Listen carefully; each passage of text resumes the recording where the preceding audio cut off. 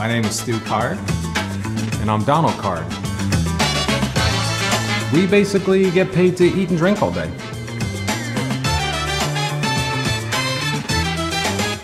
We are so good at this.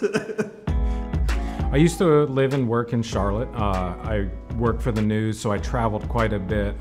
There's only so much happiness and joy for life that you can muster up when you've come off of an 80-hour work week and you're tired and you just don't want to deal with anything. It's hard to get motivated to be with your family. I used to live in Chicago when I was a defense attorney. That's how I would define myself at that time. You know, it's one of those moments you recognize that maybe that's not who you want to be. It really all started with me sitting on the front porch, smoking a cigar and drinking a bourbon with my wife and having a conversation of where to go next. Then she said, well, what about a food tour? I realized that's not the worst idea in the world. And I started getting really excited about it and jumped on the phone right away and called Donald and I said, you know, I have this idea I want to do, and if I'm going to do it, I kind of want you to be there along with me.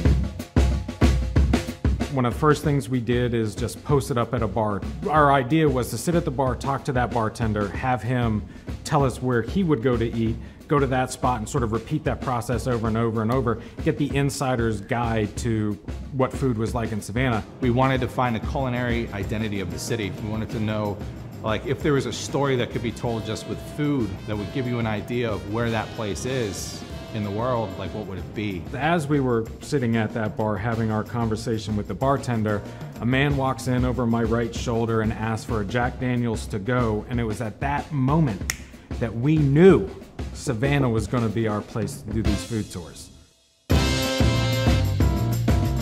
One of the biggest things that drew us to this city was just how beautiful it is. The live oaks and the Spanish moss and the fact that it's a walking city. You've got all these beautiful squares to go through. In the food and the culture, I think it's second to none. You're seeing a city blossom right now. This was the first place I'd really been to in the US where I felt like people were here on vacation. Everybody was here on vacation, even the locals.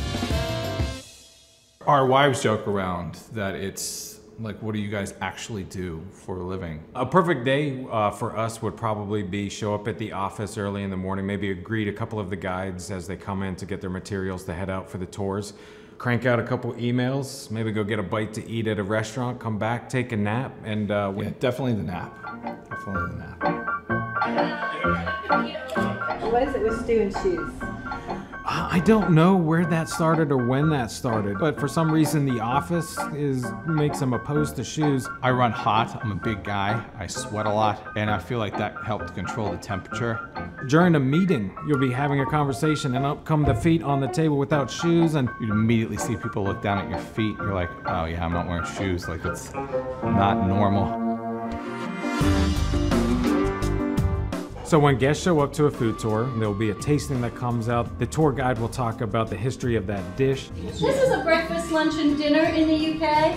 Authentic pie society, known more from your meat treats than your sweet treats. They'll move out the restaurant and start walking towards their next location. On the way, they'll talk about the architecture, the city, anything that happens in between those two spaces. They'll talk about whatever it is along the way. You basically do that 6 times over, having a blast, having a great time as your tour guide sort of gives you the insider scoop of where you should be going for the rest of your trip. Research days are our best days, when we get to meet a really cool restaurant, really cool chef. Sometimes we almost feel like a bit of a sham. We didn't come up in that career. We didn't go to culinary school. Wow, that looks delicious. Salmon mofongo being mashed sweet plantains, Puerto Rican in origin. Wow, that's delicious. Glad you guys enjoy it. In order to be on our food tour, first of all, you need to have a great chef. You need to have great food. But along with that, you have to have a great story. You have to have some history to why people should care about your restaurant. Well, anything we can do different?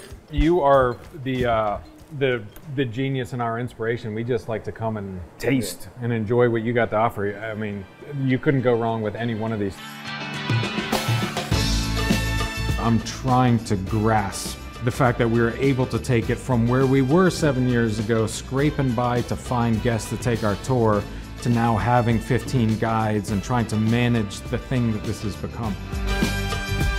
And now I get a chance to not only enjoy what I do on a day-to-day basis for work, but I also enjoy all the other elements and aspects of my life. I'm really surprised that I'm able to make a living by drinking, eating, and hanging out with super cool people.